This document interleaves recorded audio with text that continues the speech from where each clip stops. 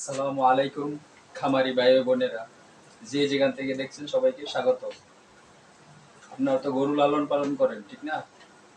Napier যারা পাকচন যাই বলেন, মানে কিনে যে জিনিসটা আপনারা গরুকে খাওয়ান, ওই জিনিসটা বাঁচানোর জন্য কি করবে? আমারও কিন্তু প্রচুর নেপিয়ার ঘাস আছে।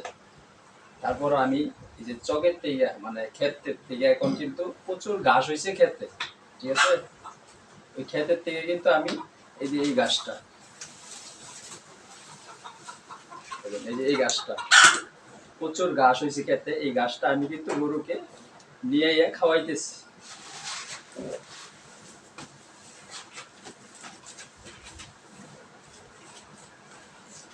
দেখেন গরু মাশাল্লাহ কি সুন্দর খাইতেছে। আপনারা এই ঘাসটা যদি খেতে থেকে নিয়ে আসেন খাওয়ান গরুকে, তাহলে কিন্তু আপনারা লাভ পাবেন, ঠিক আছে?